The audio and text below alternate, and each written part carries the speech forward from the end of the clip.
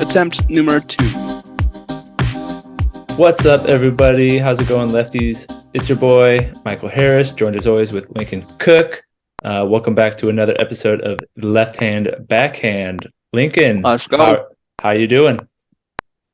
Doing splendid, Yep. if that's a good word for today. Get some disc golf in. Weather was a little bit nicer, I think, right? I actually played in Utah. Nice. How did that go? I was recording last week out in Utah. Yep. Ended up playing 2 rounds, I guess, before we talked. And then 2 rounds with my brother on Friday. So I got 4 rounds in last week, which is Unheard of. the most all year. Yep. Yeah. It's only been a month. But Your arm a little sore, maybe? Overusage? legitimately, like this muscle right here was feeling a little bit. I think I slept on it weird too. Yeah. Added insult to injury. I don't know. If I'm ever going to play the next day, I always make sure I'm sleeping on my right side. You know, we got to get that left hand backhand strong and flowing, man. Yeah, that's a good idea. I'll have to remember that for my tournament coming up. Exactly. So, perfect. Well, we've got an exciting show today. Yeah, we have a few things on the docket, but there's some interesting disc golf news. There's a tournament coming up, and then next weekend, the first weekend in March, both Mr. Harris and myself have a tournament. Mm-hmm. Different states, different tournaments. Yeah. Are you playing MA1 or what are you playing? I'm playing MA1. Yeah. Okay. We're playing the same division. But... Yeah, it's where I'm going to live for a while. I see no point in me attempting to make that jump and just... If you're going to play a lot of tournaments, then it might make sense to balance up every once in a while. But if you're not playing too many, then I don't think there's any. I don't think there's anything wrong with staying in MA1. Yeah, it's where I belong. It's what my rating is, so it'll be fun. So what exciting? It's gonna be a good show. Exactly. What exciting or leading disc golf news do you want to talk about first? Well, not as much exciting, and I know this isn't really something we want to talk about a ton. Yeah. But we have to address the giant, tall, skinny elephant in the room. Yes. Slender man. That would be one Gannon Burr. Yeah. And his sponsor, or previous sponsor, pending, suing him. Yeah. What the? Like, what? Disc golf got interesting. Disc golf got real, and it has finally, I heard rumors of Prodigy kind of trying to do this in the past. With Chris Dickerson. I heard also trying to do it with Paige Pierce. I don't think either of those stuck. So we'll see what happens here, but it'll be really interesting to see what the result is, because disc golf has always been that serious family environment. It's been very friendly. It's been, you can go here and there and blah blah blah. Kind of the power has been off of manufacturers, and this is the first time that someone has tried to actually hold on to their contractual obligations, I would say. Yeah. There's a lot that you can dig into it. You can speculate. You can play sides. Mm-hmm. That'll all develop over time. The part that I'm curious your thoughts on, and I have my own thoughts, is how does this look for Prodigy? How do they recover from this? I get they want to keep their players. Yeah. But if they have now a reputation of doing this to Paige, at the time the number 1 player in the world. Yeah. Chris Dickerson, at the time number 3, maybe. Yeah. Player in the world, top 5 at worst. Yeah. And Gannon Burr, realistically the highest ceiling player on tour. Yep. It looks awful for their company. Like, what are they hoping to get from this? That's my real question. I don't know. It's hard You get what I'm because saying? yeah, their public image is already tarnished no matter what this result is. Plain and simple, like you're gonna have a lot of disc golfers. Just why would you do that to a player? I might have an unpopular opinion, but a contract is a contract. And absolutely. I look at, I mean, on the flip side, someone like Kona has a big contract with DD, and did she fulfill those shoes that were expected of her? We don't know. I mean, like obviously her results on the course were a little lackluster last year. Yeah. It's still ongoing. How many discs did she sell? We don't know. But the contract, yeah, the contract was. I do know that she's already made them their money back. Yeah. Well, hopefully. They said that's straight from the horse's mouth. Yeah. Well, that's good. But like at least that's what I've been told. But yes, I get what you're saying. Like if she had a crappy year last year, plain and simple.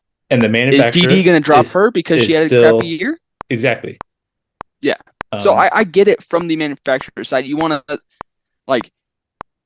be able to keep your players. But we have at the same time seen manufacturers cut or demote players.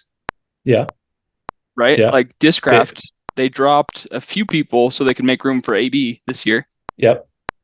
Right? Like we've seen that happen.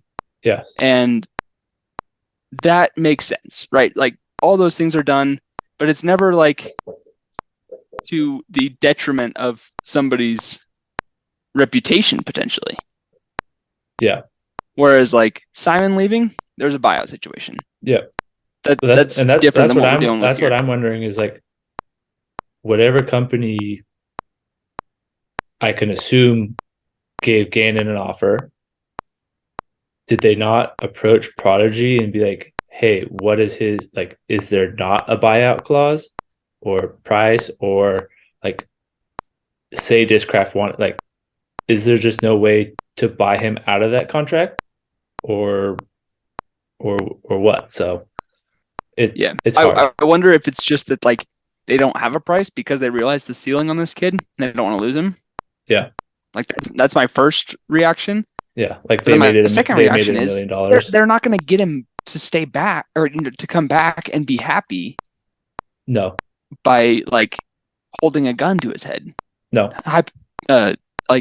Metaphorically. Holding him hostage. Guys. Yeah. Yeah. To his contract. Like he's not going to be happy. He's just going to throw blank Prodigy discs like he was All-Star Weekend. Yeah. Which is I don't know. Also not necessarily concerning to me, but he says he announced he's leaving. He had a complaint about their quality of discs and the inconsistencies, which, have you ever heard of a destroyer? Like every company has inconsistencies, different runs, all that stuff going on. But like you just had the most successful year of your short career, but you just won USDGC. Why are you complaining about the plastic you threw? Like that doesn't. The only reason he's complaining is because there's somebody else with a bigger dollar amount coming to him. Exactly. Like that just seems like, yeah. To me, that was a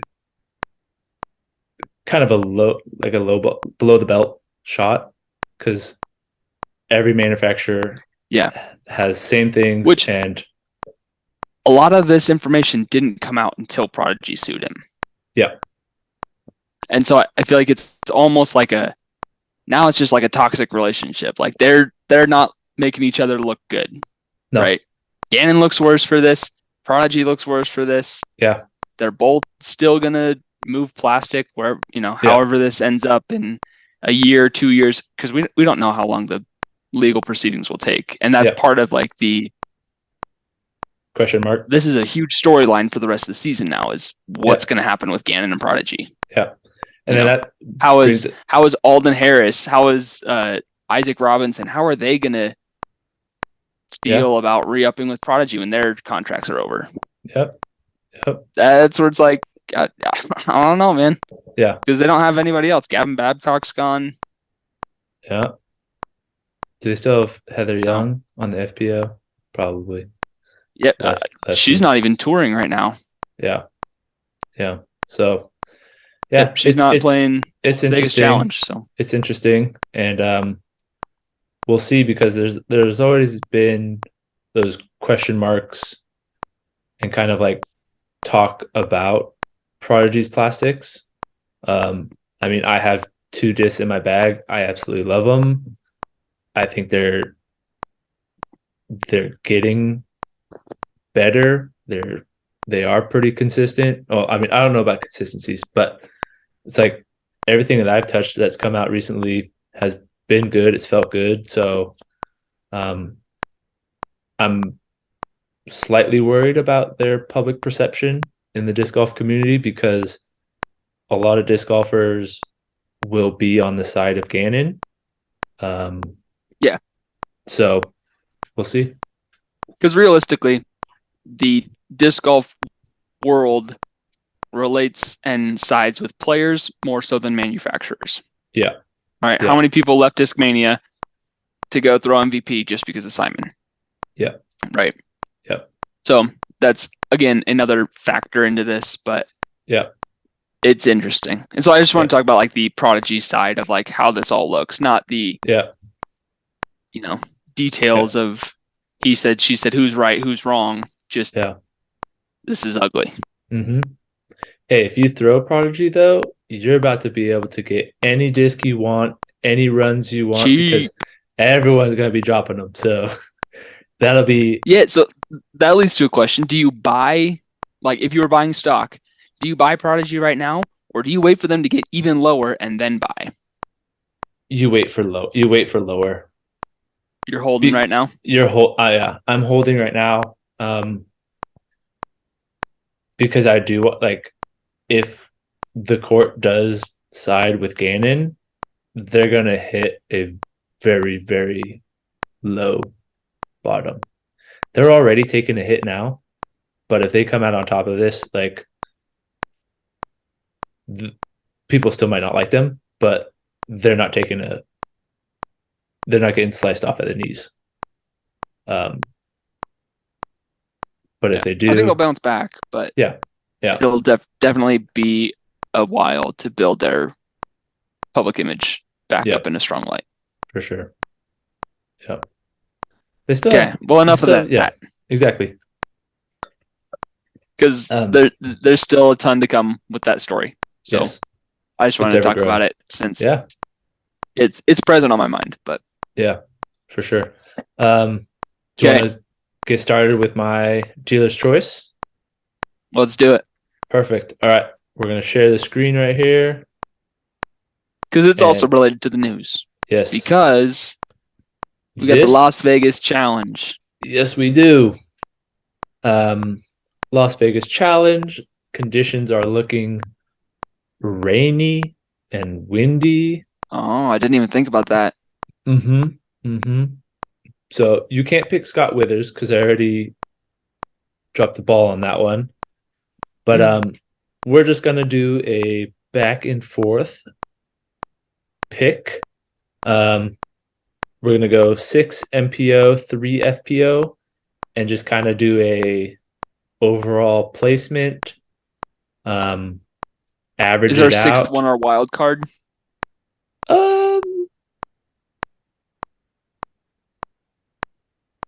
No, sure. You want to go just top 5 scores are averaged out? And then wild card is like a bonus point or something like that. I don't know. We can figure out the details of that later. Okay. But yeah, I think that when you do that one, you got to try pick someone that's like below 1,000 rated and see who's gonna. Yeah. Yep. If you want to do something like that, I'm down. But if not, that's okay with me. So, Las Vegas Challenge, 2 courses now instead of the 3. We have. I think that'll help the tournament. Yeah. Is it 4 rounds? I think so, right? Yes. Yeah. Yeah. Thursday, Friday, Saturday, Sunday. My Excel abilities are not going to be nearly as efficient as yours, but we're going to give it our best shot. What color would you like your font to be? Oh, colors. Jeez. I don't care. Black. What the heck? Okay. I don't care about font colors. Well, you got to let us know. No. I'm going to be orange. But we can throw this into Google Sheets and have a running total. So like this week is a Las Vegas Challenge. Yeah. I thought it'd just be better.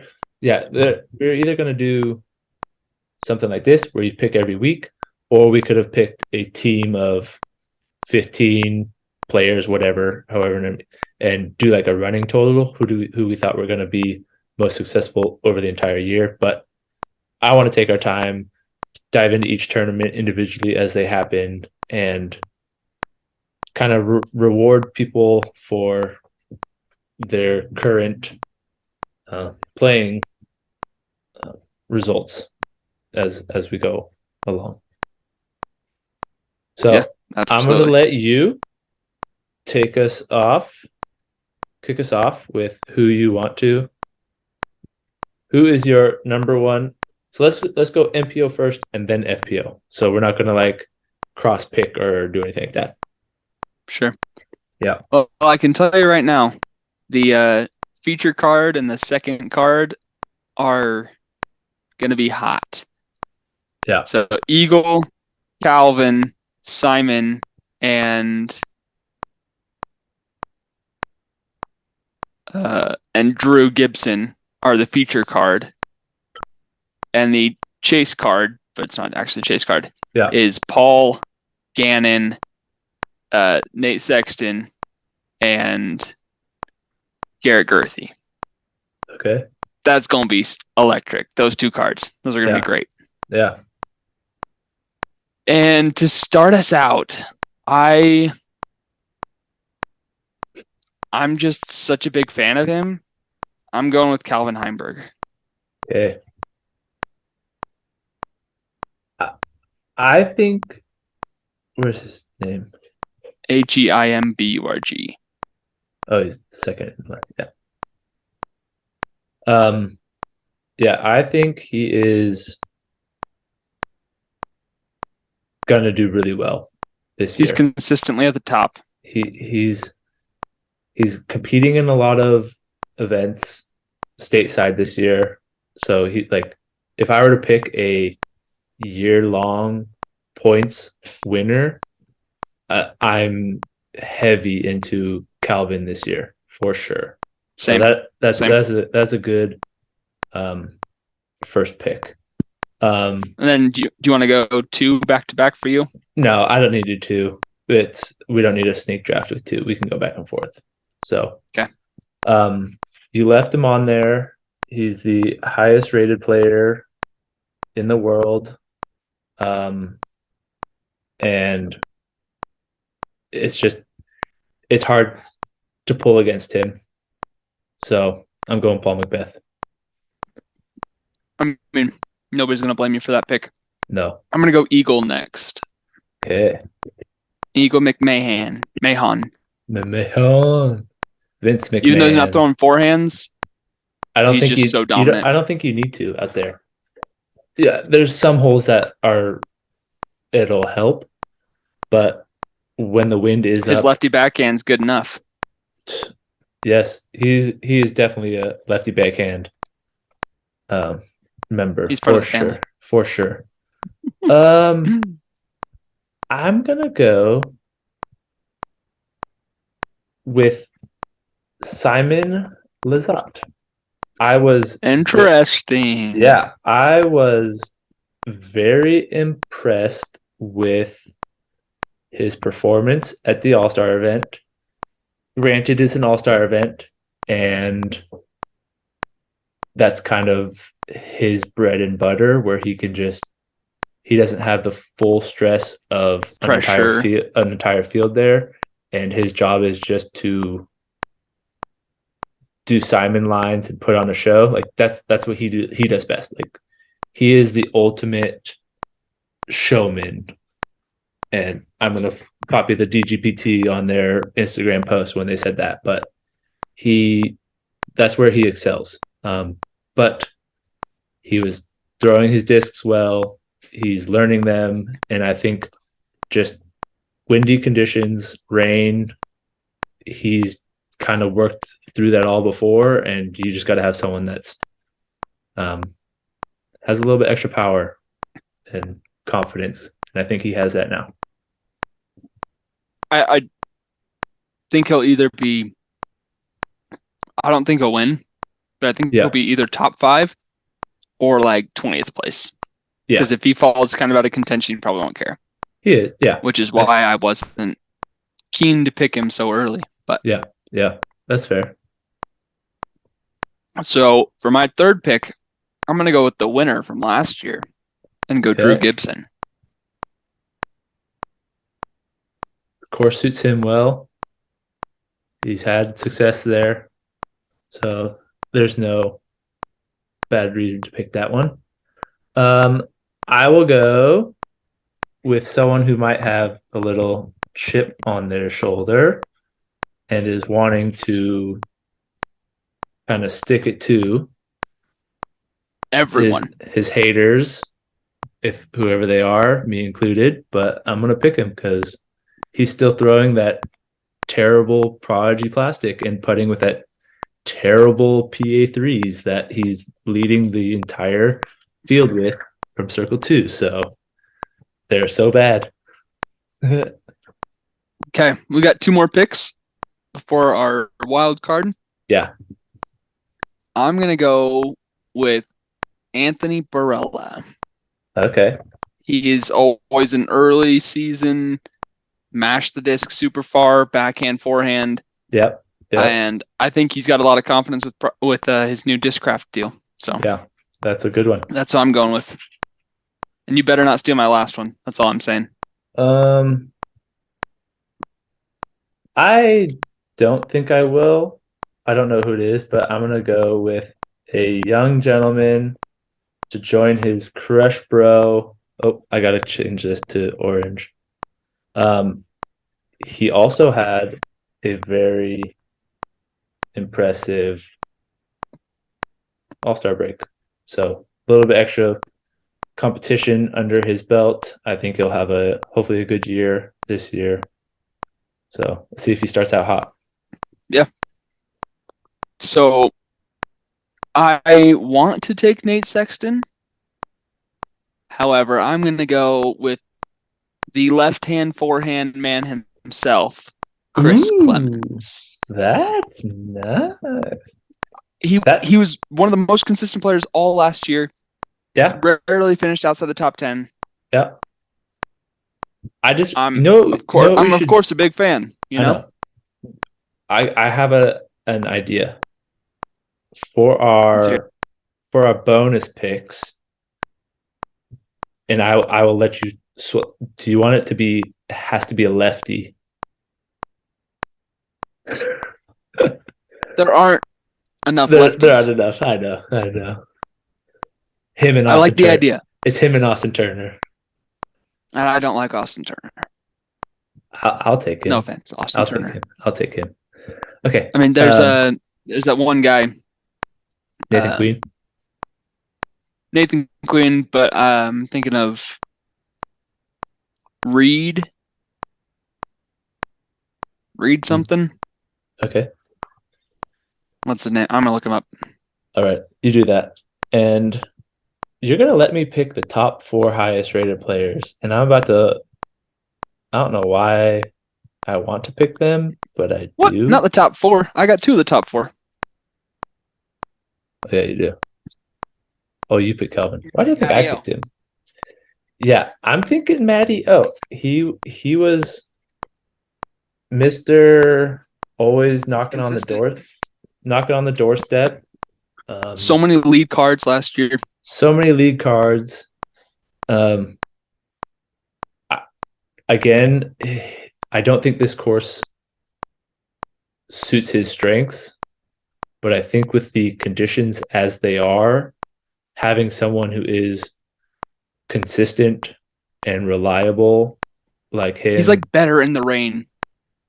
Yeah, I think of DDO last year, and it's like when the conditions are bad, he's still just doing his thing. So I like Tide, him. baby. Roll Tide.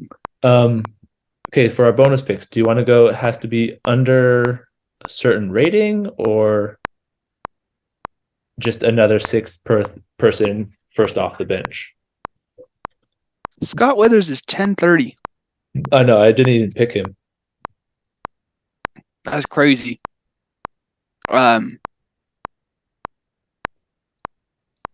Maybe we'll go below 1015 because that's a pretty big drop off. Yeah, there's a lot of big names around that 1015 1020 mark. Yeah. And not a ton of value in going below 1,000 rated. No. Nope. So we'll go 1015 and below, and you can go first. Or sorry, below 1015, not 1015 and below 1015. Okay. I am going to pick. Oh, there are two guys that I want to pick, but I'm going to go with a guy. A lefty? No. Local boy who challenged Eagle out at Goat Hill, who won a bomber's course at La Mirada. So he's in fine form right now, and this course requires a lot of distance. So that's what he can do. That's my pick. Yeah. I'm going to take the person right above him. Yeah. A local boy to me. Yep. That's who I saw those names together. I was like, ooh, those are some good picks right there. So yeah. I like it. Okay, I'm gonna make a Google Sheets for us and share this so we can have updated tracking. Okay. And yeah, we'll get this thing rolling, baby. Yeah, we'll tally it out. All right. FPO. We're gonna pick 3 each. You start us off. Okay. Oh no, you start us off. I went first for MPO. That seems unfair though. And then we'll flip it next week. Okay. Valid. All right. I'm gonna go Katrina Allen. She's played here 11 times. I just saw a Statmando. She's played here 11 times, and her average finish over those 11 years is 1.9. I was gonna say second place. Yeah. So she plays well out here. Let's just say that. Yes, she does. Okay. I am going to. I don't love this pick because I'm not the biggest fan of her, but I'm going to go with Missy Gannon. Okay. She doesn't throw it super far, but she's consistent. And I felt like she only got better towards the end of the season last year. So I think she's going to kind of start from that higher point. Yeah. You could make the argument that she, gets better throughout the year and doesn't start out well, but yeah, I think she's rolling right now. Good. Even though I don't even like her that much. Yep. All right. I'm going to go with Ella Hansen. That's a great pick. I like it. Long course. You got to be able to throw it far. She won the distance contest last year. She struggled in the All-Star distance contest, but that's just a kind of fluky thing. I don't think it's actual disc golf, so she'll be coming back for a vengeance. I like the pick. And to counter your pick, I'm going to go with Haley King. Ooh. So I got a consistent shorter player and a higher ceiling bomber.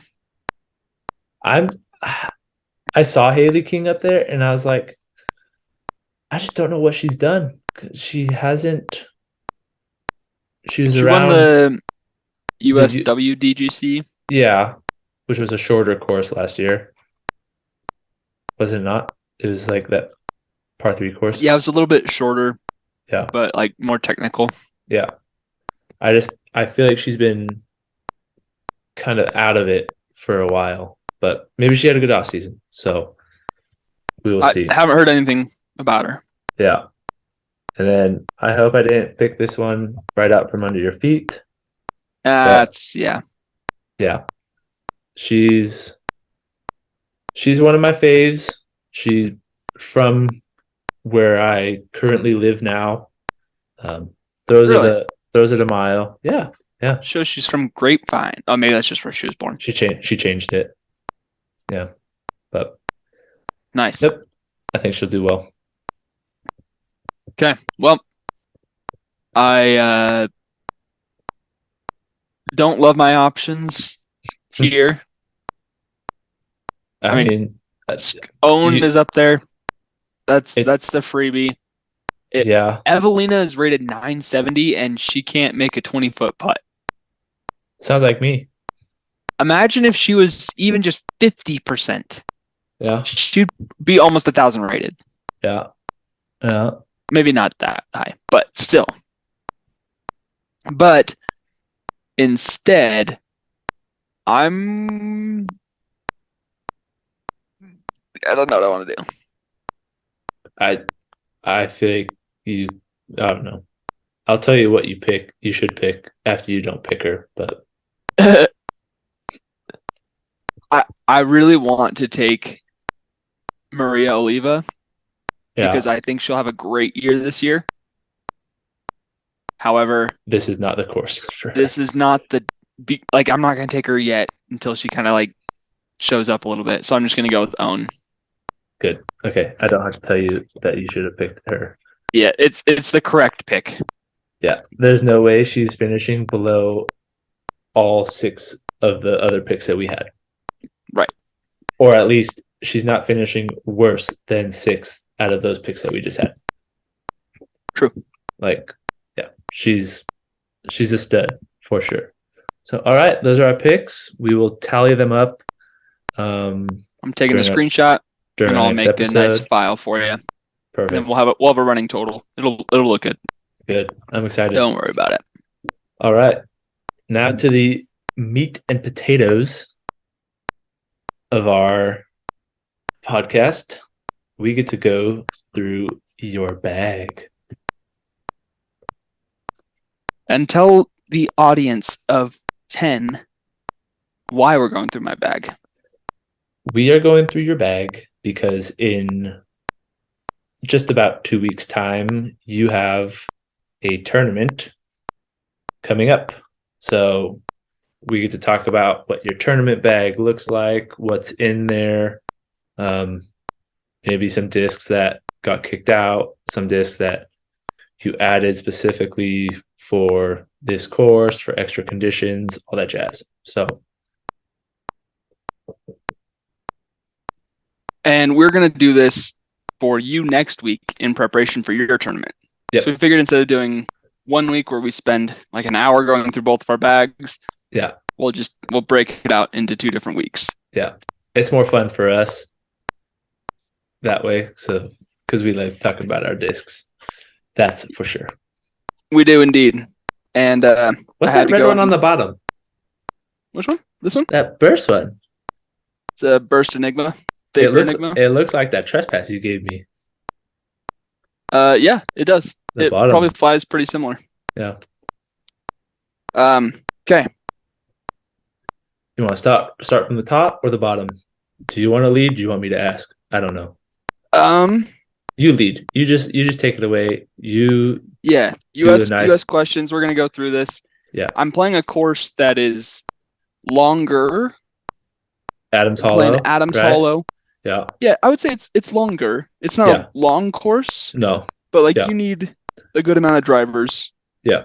in your bag and not as many Mids. mid ranges. Yeah.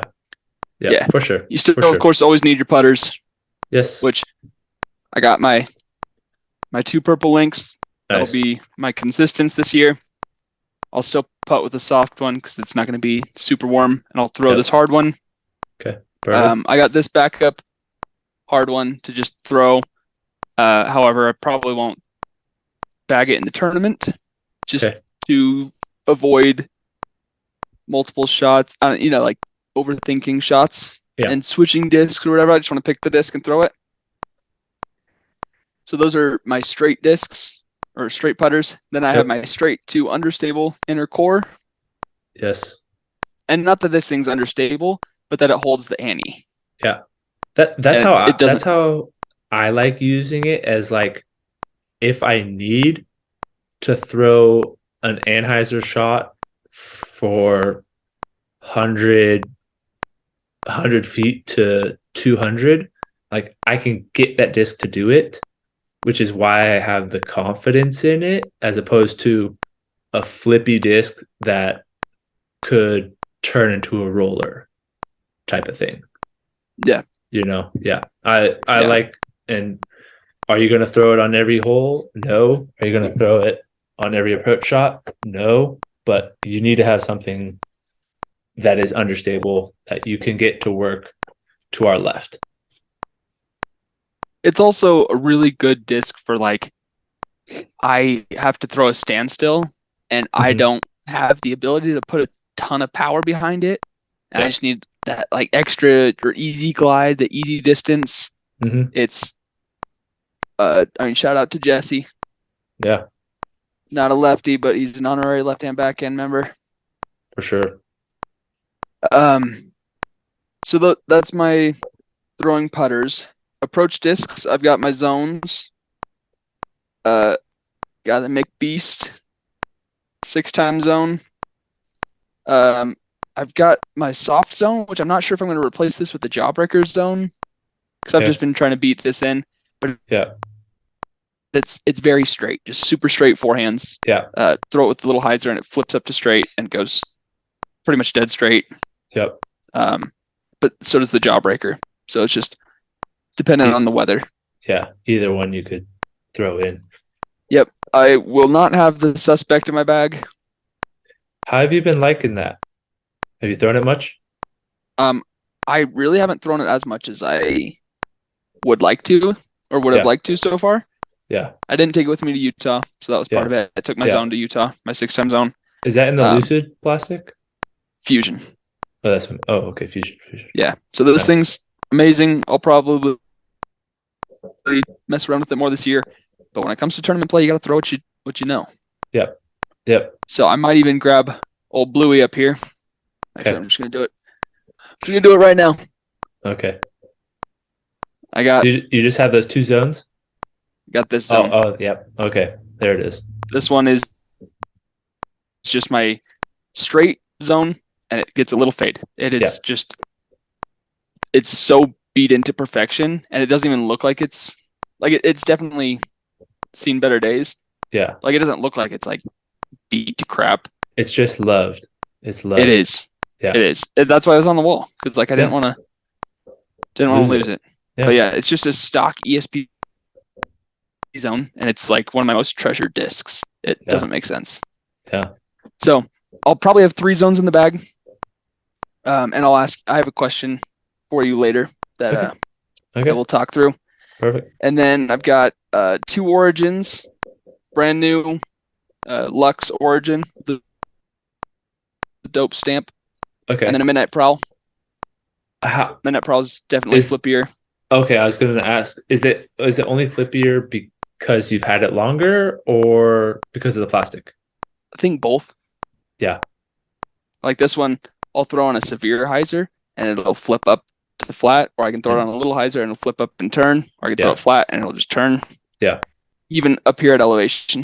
Yeah. And then this one's brand new. If I throw it flat, it'll get turn and fade. Yeah. It'll come back to you. Then I had the Pathfinder as well. Nice. And this one's not like overstable, Yeah. but it's just straight to a fade. And Yeah. I am questioning whether or not I actually want to have it in the tournament or if I want to go back to my CAC Z. Okay. Now that I'm saying it out loud, I think I'm going to go back to my CAC Z because I just trust that it's more stable. Have you ever had to throw either of those? Like I'm just trying to think of holes that are there. I've only played it once, and that was with you, so I don't know the course well enough. Yeah. The only But hole again, that it's not like a ton of mid ranges, so I might not even have this midnight prowl on the bag. Yeah. Because I might just totally simplify my bag and make it just very boring, very simple. You need. Yeah. Yeah. Yeah. The only hole I would want something that's possibly flippy like that Midnight Prowl is it's on the backside when it has that little log that's on the ground that you have the kind of a low ceiling to get under, and you want to avoid hyzering out to the right at the end. And you can get there with your links, but having something that's a little bit faster that you're not having to kind of power onto is nice. What hole is that? I want to say it's like 13. 288. That's what it says. 15. 13 is sub 300. 14, 15 are sub 300. Yeah. I'm not sure. I've only played it once, so. Yeah. We'll walk through it. But we can do that. So yeah, I think I'm gonna put the CAC Z back in, take the Pathfinder out, and I think I'll probably take the Midnight Prowl out and just trust the other Origin and throw it hard. And if I need to throw the Trash Panda, I can. Yeah, for sure. Yeah. That disc does go far, so the longer. Yeah, it does. Like I throw it like up to 280. Yeah. Confidently. Yeah, exactly. Without like having to mash it, it just glides. Yep. The longer version of the Origin is this beat up Maverick. Just nice. Plain Lucid Maverick. It's been out of the bag because I've been testing the Centurions and testing some other stuff. So it was out of the bag for a while, but comes tournament play, it's back in. Yep. Then I've got these two Centurions. They feel very different is the weird part. This one has a thicker feel in the rim. It just feels like the plastic is thicker. Yeah. But it's just the dome. Like the dome, it's like the shoulder rises up, and so it makes it feel like there's more of a dome than this one, which is more flat. I don't know. It's weird, but this one's definitely more stable than the pink one. This one, Micah gave it to me. I was like, what a guy. Just gave it to me. Yeah. And the plastic feels better, and it's more stable. So I'm going to throw this one as like my instinct FD2 type of disc. Yeah. Because that's what it is for me right now. Nice. Then I got my escapes. I don't think I'm going to bring this air escape. Yeah. Because I don't have enough experience with it yet. Valid. So that one's not going to be in the bag. But I've got this Biofusion purple beat up escape, and it's straight with a fade. Nice. Yeah. Like if I throw it with the hyzer, it'll like maybe flip up, but never like flip up to turn. Yeah. So I'm still working on beating it in more, but it's so good right now. Perfect. Good. And then this brand new Biofusion escape. Ooh. Just a little bit. Where are you getting the Biofusion? This one I got in a trade from a guy on Facebook. Yeah. I sent him something I never used, and he's a dog. And then they just came out with a drop of Biofusion escapes. Oh, nice. So I picked this one up at the store. I saw OTB has some Biofusion escapes that dropped. I gotta stop buying this. End of last week or so. I get so hype about buying new ones, and it's just like, I gotta stop. It's a bad habit. I only have that much more room on my shelves. That's plenty of room. I know. Next are my FD3s. I think I'm gonna put old Bluey back in the bag. Okay. For my flip up forehands, because this thing it's about the same stability as my brand new Escape. As my old Biofusion beat up Escape. Yeah.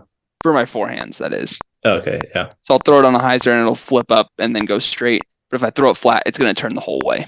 Yeah. Yeah. And then a newer one, Nice. Same exact disc, but just a little bit newer. When I was throwing this in Utah, though, I was getting like way too much turn out of it when I was throwing it flat. Yeah. I was pumping it hard and flat. I had to like give it just like a touch of hyzer and have it just stand up quick. And then it was going straight for me. Yeah. But mashing on this disc, I got it like 380 a couple times in Utah. It's pretty solid. Awesome.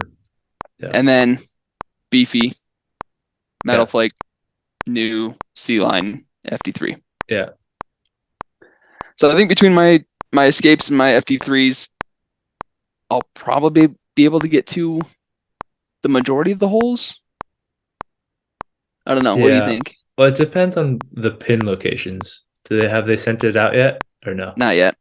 Yeah.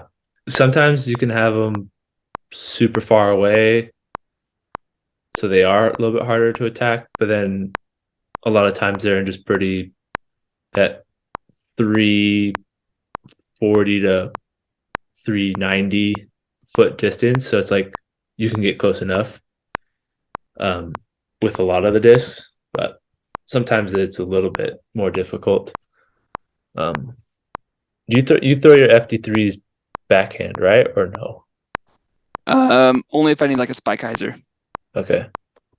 I just think of hole 3 is you got some little bushy trees right in front of you, and it's just a perfect lefty hyzer around them, and you kind of skip it up onto that little railway track dam looking thing in the middle, where the basket is. So you want something that's nice and overstable to get around. I like to play it lower and wide and get like the skip up instead of. Yep, I birdied that hole when I played with you. Yeah, instead of crashing into the hill, because the crash is when it'll just sit up and roll farther away.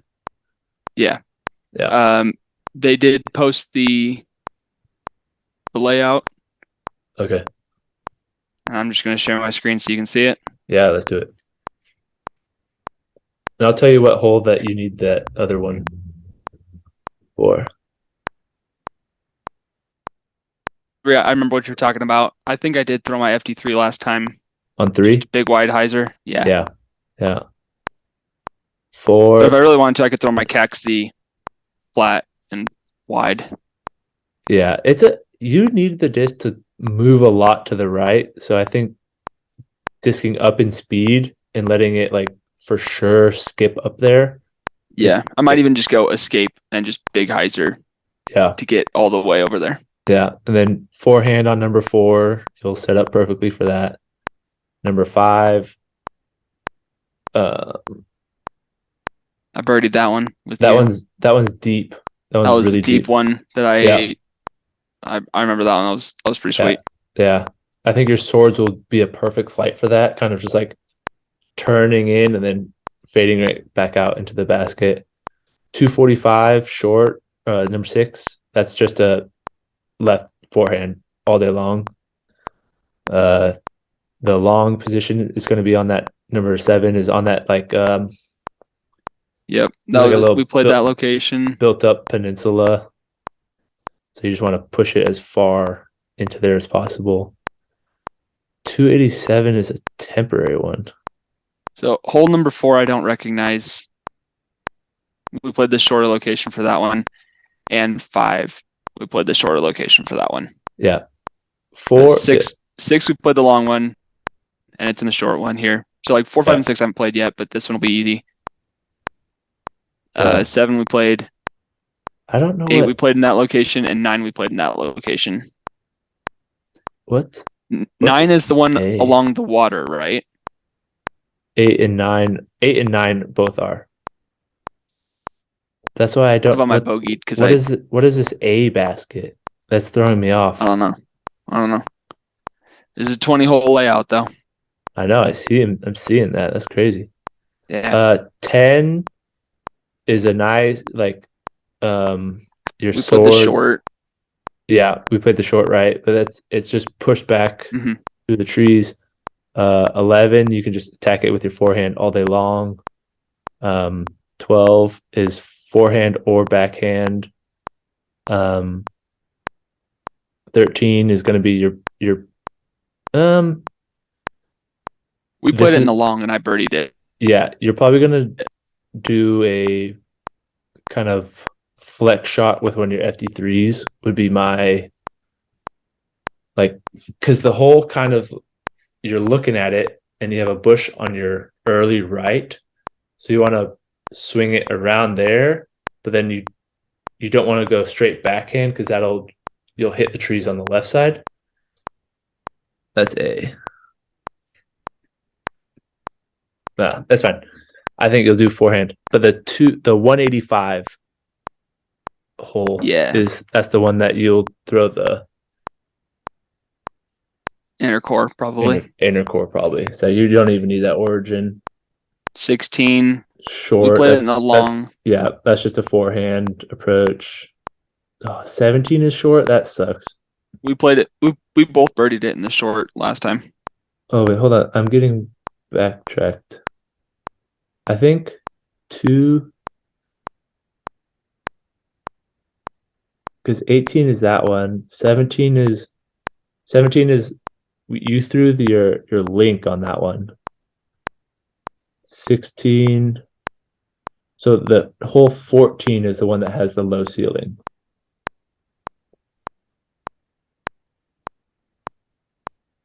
The 265. The 185 short I think it's 15. No, it's farther than that. I'm just counting backwards on the holes, and I don't think it's that one. This is making for great podcasting, so I apologize, everybody. But if they've made it this far, they'll listen to anything. Yeah, it's maybe fair. Yeah. It's more for us anyways. That's fun. 20 holes. That'll be fun. Yeah. So I think at least half of these are birdieable, if not more. No, the whole back nine is, other than number 10, is pretty much gimmies. I wouldn't say gimmies, but like 12, it's not 13, necessarily 14, birdie. 15, It's not necessarily birdie 16, or dive, 17. but you can birdie every single one of them. Oh, 18's the one on the hill. Par 4. Yeah, it's like up the hill. Yeah. For the approach shot. You birdied it. I didn't. I missed the putt to tie you. I was ticked. Yeah. You big putted me on that one. That was good. It was a nice putt. Yeah. All right. And then finally we have my distance drivers. Which is easy because it's just 2. 3. Ooh. So I've got 3 swords. This pink one, this is my go-to. Nice. It's not understable, but it's not overstable. It's like my purple escape, but yeah, perfect. Longer. Yeah. Backup blue one, teal, and it's like in between. It's literally 2. In between these 2. Yeah. And this one is straight to overstable. Cool. This one is not as overstable, and this one is not overstable at all. Yeah. So these are all backhand, and then forehand. I have this Enigma you gave me. Money. It is just straight, little turn, fade. I like these forehand. Yeah. And then this Enigma I got is brand new, so it's more stable. Nice. So the one thing I'm questioning is whether or not I want to bag the Cloudbreaker or this new Enigma. Wondering if you have thoughts on those. Do you know if it's hard to tell. How much more overstable? I wouldn't. Your Enigma is going to be plenty of overstable. If the wind is picking up, and if not, then you can go to your FD3, your beefy FD3. Because I don't think. And if I need to get big distance, I got the gross secret weapon here. Yeah. The worst disc in all of disc golf. I am fine with people thinking that because I love it. It's not. It's not. This is so hard to turn over. There's no hate in the rest forehand game. wise. Like it doesn't flip over. First off, that just doesn't happen. Yeah. And it comes out naturally on a hyzer forehand. Even if you try to throw it on Annie, it comes out naturally on a hyzer. Yeah. So it forces you to have to to throw it flat. You have to really try to throw it flat. Mm-hmm. Whereas this thing just comes out on a hyzer and it's so fast. It says it's a 14 speed. It's a 12 speed rim, but this like double rim makes it a 14 speed. Yeah. That's what they're saying. I don't know how that works. But I can throw this 380 on a hyzer. Yeah. Yeah. Which is pretty dang solid for me. Yeah. And if I really force it over, I can get it like 420. Yeah. You don't need the Cloud Breaker. You probably almost don't even need that new Enigma, but yeah, I do. Mold minimization. This one comfortability. This one is not as stable. Yeah. Yeah. And if I have to throw this with the hyzer to get it to fly right, like how you want, like straight and fading. Whereas like this one I can throw flat and get it straight and fading. Yeah, for sure. So I think those will be good. Yeah. For my question. Cool. And I apologize for the length on this already. It's all right. But I got right here next to me a handy dandy tiny Zuka cart. Can you fit all your discs in there? That I can fit not too many discs in. Okay. No, I can't. And that's where like the minimalization of like some of the extra discs in my bag. Yeah. Like those would like stay in the car if I lost it in between or in one of the rounds kind of thing. Yeah. So up top, I can fit 4 discs, 4 putters up top. So I can go inner link, zone, inner core, or I might even just do the 2 zones in there. Yeah. How often are you going to throw that hard link? Like, when are you choosing the hard link over the inner core? Inner core. The hard link is still stable. Yeah. Like, it doesn't turn at all. If I throw it on Annie, it'll flex out. And I like to putt with another disc in my hand. Okay. Could you putt with a zone in your hand or no? I mean, I could, but like before the tournament, I want to practice with 2. Yeah. That's fine. So that's where I'm at. I think I'd take out this Midnight Prowl. Yeah, I think that's a good one to take out. I'll take out the Pathfinder. And I think with the Centurion, I don't need the CAC Z. No. The Centurion is plenty stable right now. Yeah, and not at like where those holes are distance-wise, you're not going to need them. So that just brings us down to, let's see. Oh, guys, pull this guy up. Sorry. I do like having this for tournaments because I get to sit down. Yeah. Every hole. Whereas like I do like having, like I do bring my camping chair and just like carry it with me. But it's like kind of hard to set it up, and then you have to set it down where your bag is. Like having everything together in the cart is just kind of nice. It just takes weight off your shoulders. Yeah, for sure.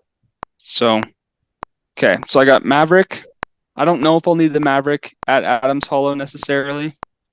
So that could be a disc that might come out, but we'll see how much space I have. Maverick. uh, Centurion. I do need both escapes. Okay. And I will throw both escapes. Yep. I took the blue FD3 out. I just have these two. Yes. And then I can take this sword out and just go with these two swords, these two enigmas, and the Rask. And those fit. And I have room for more discs. Perfect. Let's see. I don't can think fit that sword in there. I don't think you would need much more, to be honest.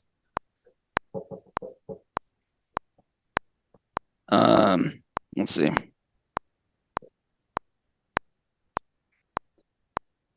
One, 2, 3, 4, 5, 6, 7, 8, 9, 10, 11, 12, 13, 14, 15, 16, 17, 18, 19. That's 19 discs, and I can still fit. I can't fit any more below, but I've got another little upper spot that I can fit 3 discs if I need to. Yeah. That's how. So if for some reason there is a disc that I want to add in there, I can.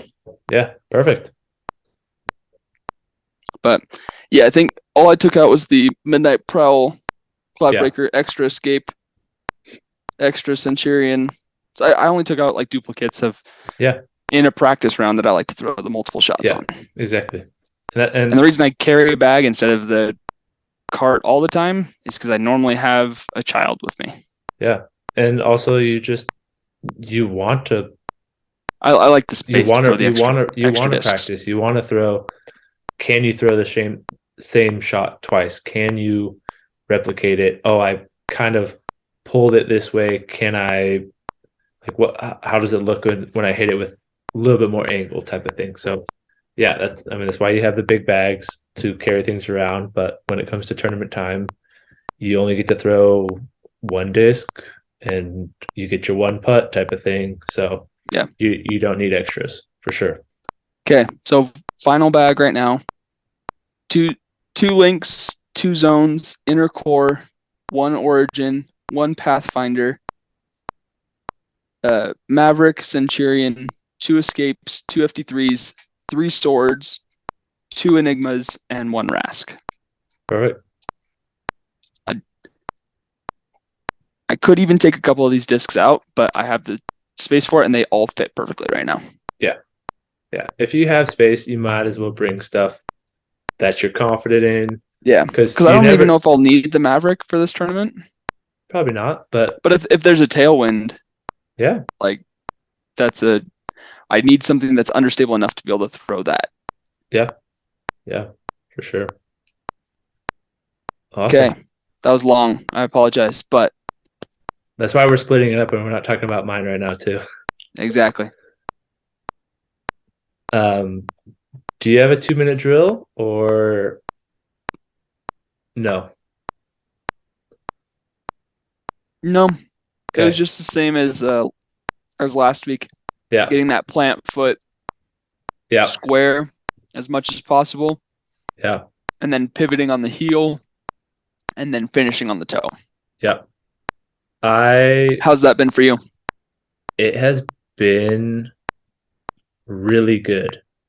It's making my upper body when my upper body tilts, I think quite a lot when I throw, but when I step farther out with my feet, I'm more consistently straight up and down.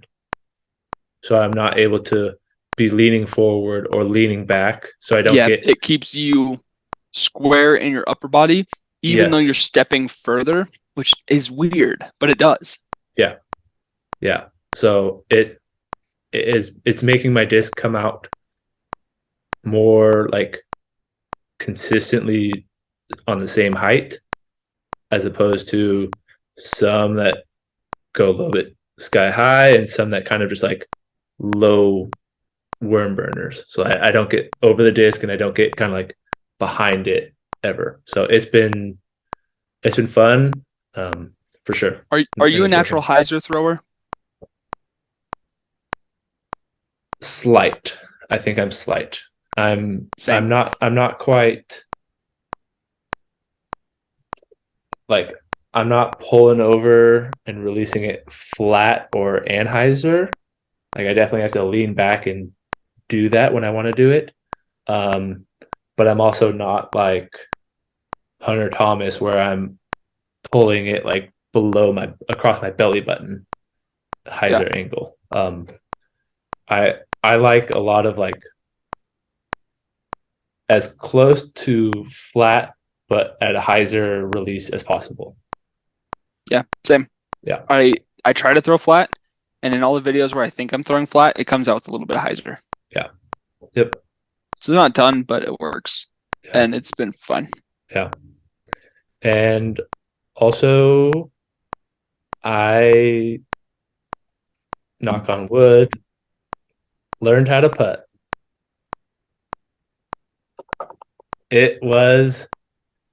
I went and played Huntington Beach this last weekend, and it's not clicking every time. But when it does click, I drained 5 circle 1, like edge of circle 1 putts. I had a few circle 2 putts that went in or were like very close. It was just, it worked. It's working. Heck yeah, it worked. And dude, you didn't even tell me this. What the frick? I know. I wanted to wait for here to tell you. I know. So how's your routine? Is that helping, or is it just you're not trying not to think right now? I haven't quite gotten into a routine yet because my release is still kind of inconsistent, but my routine is this. What routine I do have is hold the disc right, set my fingers, get my grip good. I come down to my waist. I feel it being like belly button. I feel it flat. I feel it straight. I pause. And then I like work on just getting my hand out in front, and like I want to just lead with the back of my hand and make it short and sharp. Popping the disc out. Yeah. Yeah, I can't remember if it was 2 weeks ago or if it was last week when we talked about how it was last week. You have like a hitch afterwards, and then throw out, and you just like you go and you pause instead of hitching. You just pause, and then moving from that. Is that what helped? Yes. Yeah. Let's go. I guess that's my routine is to pause on my backstroke and then pop it out. So dude, let's frickin' go, man. That's so sick. Yeah. It's a little bit too late. Too little too late for my tournament to like feel super confident and dialed, but it's way better than I was a week and a half ago. So yeah, it's good. It feels really good. I think I just made a change to my bag. Cool. No, don't do the new one. Dude, but it looks so dope. You're not going to keep that on your wall? I'm not going to sell this thing. Well, keep it on the wall. It looks good. It does look good, but like look at my putter pouch right here. Chihuahua. It's all purple. It works. And I know this disc, like they're the exact same weight, same puddle top. Like these are very puddle top. They're very stable, which is great. Nice. And yeah, I do think if I were to add one more disc to my bag, it would be my Blue Zone. Yeah. But I don't think I need to. Yeah. So I'm gonna practice this weekend. You with going this up there? bag, or just no, course? I don't think I'll be able to go up there. Yeah. It's too far of a drive. Yeah, no, it's and I can't take Penny because she just got spayed. Ooh, nice. So it's like a 2-week recovery process for the poor pup. Yeah, for sure. So I can't take her to the course with me. Yeah. Otherwise, I would take her and one of the kids with me to the course and potentially make that full drive up there. But no, yeah, it's not worth it. It's a bit of a drive. Yeah. That's where I feel like if you hit up West Creek. I still don't know the difference between the two. West The one that West Fork is in Highlands Ranch. West Creek is in Parker. Okay, Parker one. Hit up that one. It's kind of the same. The front nine's a little bit similar. A lot of the same shots, same distances, same obstacles to kind of get around, where it's like you have to just avoid an obstacle and focus on your landing spot, but you have a lot of space for your disc to fly straight. So yeah. Yep. When we played it, it was pretty wooded, right? Yeah, it's like there's trees, but you're not going through them a lot. You're just kind of like going around them. So it's like, oh, there's a tree on the right side. Yeah. Let me throw a hyzer. Or there's a tree on the left side. Let me throw a forehand. Like, you just have to move it around the trees as opposed to tree lined. I have to hyzer flip and hit this perfectly. So, yep. Yeah. I'm stoked though. It's the first tournament of the year. And Nice. then I have, I'll send you this screenshot of the actual tournament. Perfect. Or I guess you can look it up too on Disc Golf Scene. But then I've got potentially one in 2 weeks after that. It's like a month from now. Nice. Down at the aviary. Okay. On March 18th. It's like almost a month away. So I might play 2 in March, and then my next one wouldn't be until May. Yeah. Nice. All right. Well, if any of you are still listening, we appreciate it. Thank you so much letting us talk on and on about our disc, but we're excited. We have tournament season coming up for us, tournament season coming up for the Disc Golf Pro Tour, and it's fun to have disc golf back. It's only going to get more exciting from here. For sure. So, all right. Okay. Smash that like button, comment, subscribe, share with your friends, and lefties out.